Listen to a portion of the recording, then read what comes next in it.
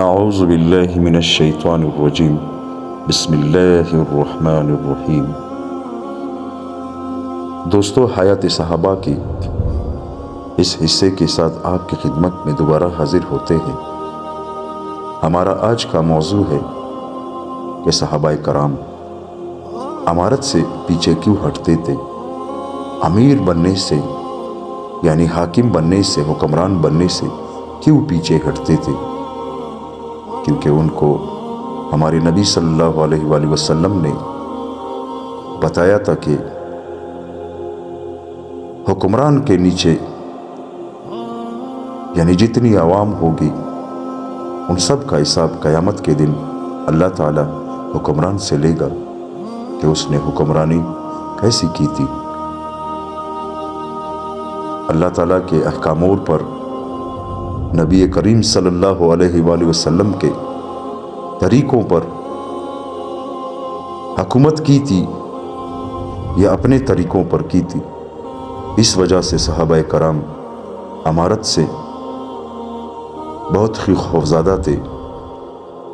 حضرت سعید بن عمر بن سعید بن عاص رحمۃ اللہ علیہ کہتے ہیں کہ ان کے چچا حضرت خالد بن سعید بن عاص اور حضرت ابان بن سعید بن عاص اور حضرت عمر بن سعید بن عاص رضی اللہ عنہم کو جب حضور اقدس صلی اللہ علیہ وآلہ وسلم کی وفات کی خبر پہنچی تو یہ حضرات مختلف علاقوں کے امیر تھے۔ خبر ملتے ہی یہ حضرات اپنے اپنے عہدے چھوڑ کر مدینہ منورہ واپس آ گئے۔ ان حضرات سے حضرت ابو بکر صدیق رضی اللہ تعالیٰ عنہ نے فرمایا، کوئی آدمی حضور صلی اللہ علیہ وآلہ وسلم کے بنائے ہوئے امیروں سے زیادہ امیر بننے کا حقدار نہیں، لہٰذا تم لوگ اپنے علاقوں میں اپنے عہدوں پر واپس چلے جاؤ۔ ان حضرات نے کہا، اب ہم حضور صلی اللہ علیہ وسلم کے بعد کسی کی طرف سے امیر بن کر جانے کے لیے تیار نہیں ہے۔ چنانچہ یہ حضرات اللہ کے راستے میں ملک شام چلے گئے اور وہاں ہی سب کے سب شہید ہو گئے۔ ان حضرات کی طبیعتوں میں امارت سے گریز تھا اور اللہ کے راستے میں جان دینے کا شوق تھا۔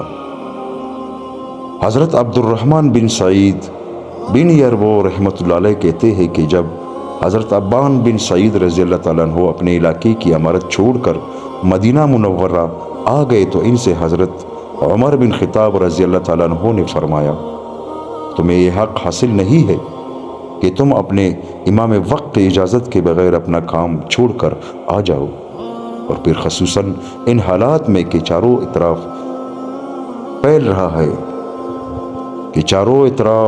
طرف ارتداد پھیل رہا ہے اور دشمنوں کے مدینے پر حملے کی خبریں آ رہی ہے، لیکن ایسا معلوم ہوتا ہے کہ تمہیں اپنے امام وقت کا ڈر نہیں رہا، اس لیے تم نہ ڈر ہو گئے ہو۔ حضرت ابان نے کہا، اللہ کی قسم، حضور صلی اللہ علیہ وآلہ وسلم کے بعد اب میں کسی کی طرف سے امارت قبول کرنے کے لیے تیار نہیں ہوں۔ اگر میں حضور صلی اللہ علیہ وآلہ وسلم کے بعد کسی کی طرف سے امارت قبول کرتا تو حضرت ابو بکر صدیق رضی اللہ تعالیٰ عنہ کی طرف سے ضرور قبول کرتا، کیونکہ انہیں بہت سے فضائل حاصل ہے اور وہ سب سے پہلے اسلام لائے ہیں اور پرانے مسلمان ہیں، لیکن میں نے طے کر لیا ہے کہ حضور کے بعد کسی کی طرف سے امارت قبول نہیں کروں گا۔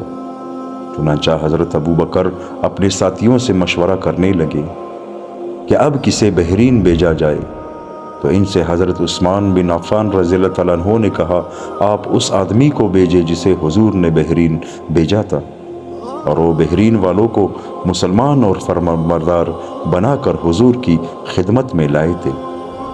بحرین والے انہیں اچھی طرح جانتے ہیں اور وہ بحرین والوں کو اور ان کے علاقے کو بھی اچھی طرح جانتے ہیں، اور وہ ہے حضرت علا بن حضرمی رضی اللہ تعالیٰ عنہ۔ حضرت عمر نے اس رائے سے اتفاق نہ کیا اور حضرت ابو بکر صدیق سے عرض کیا کہ آپ بحرین واپس جانے پر حضرت ابان بن سعید بن عاص کو مجبور کریں کیونکہ یہ بحرین کئی دفعہ جا چکے ہیں، لیکن انہیں مجبور کر کے بھیجنے سے حضرت ابو بکر نے انکار کر دیا اور فرمایا میں ایسا ہرگز نہیں کروں گا۔ جو آدمی کہتا ہے کہ میں حضور کے بعد کسی کی طرف سے امیر نہیں بنوں گا، میں اسے امارت قبول کرنے پر مجبور نہیں کر سکتا۔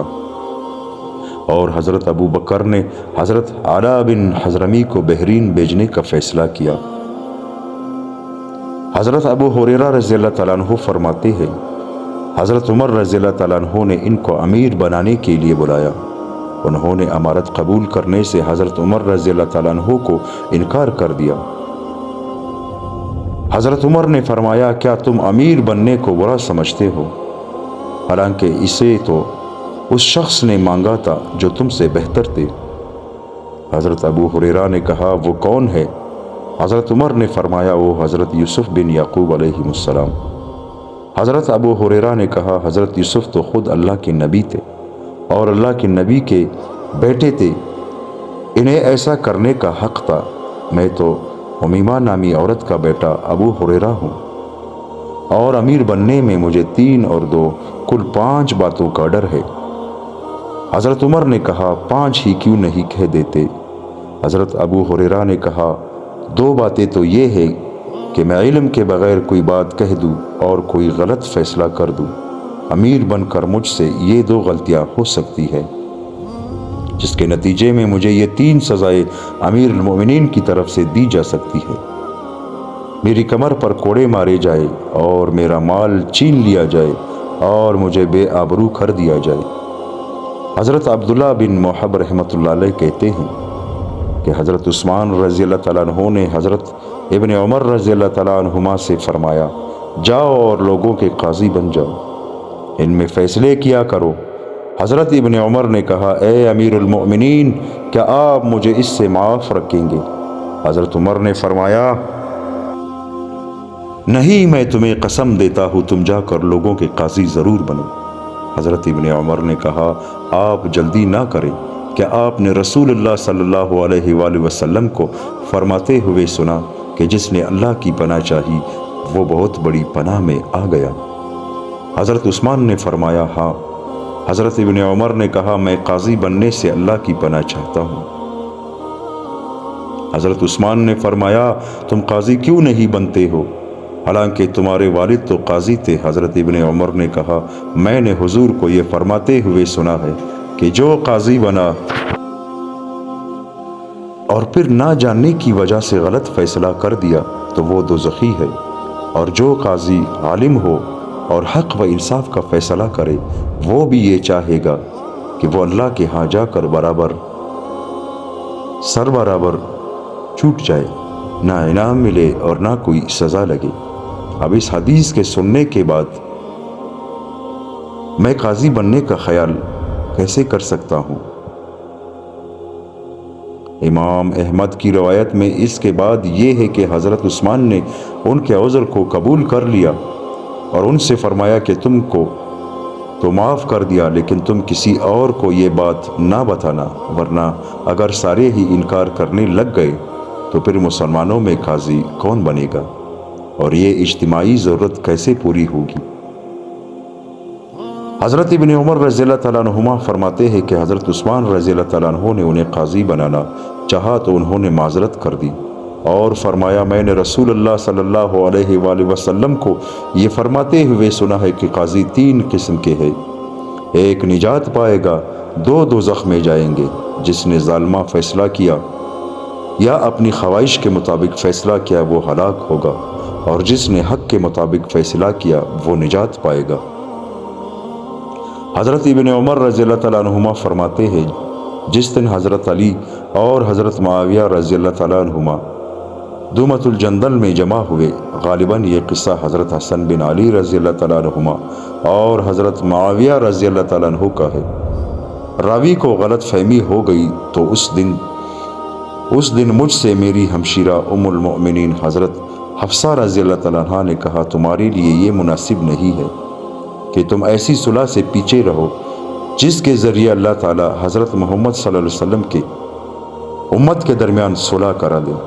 تم حضور کے سسرال سے تعلق رکھتے ہو اور امیر المؤمنین حضرت عمر بن خطاب کے بیٹے ہو۔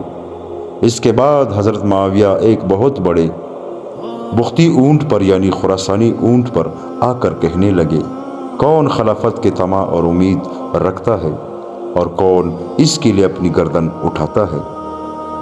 حضرت ابن عمر رضی اللہ تعالیٰ عنہ فرماتے ہیں، اس سے پہلے کبھی میرے دل میں دنیا کا خیال نہیں آیا تھا۔ میں نے سوچا کہ ان سے جا کر یہ کہوں کہ اس خلافت کی امید و طمع وہ آدمی کر رہا ہے جس نے آپ کو اور آپ کے باپ کو اسلام کی وجہ سے مارا تھا اور مار مار کر تم دونوں کو اسلام میں داخل کیا تھا۔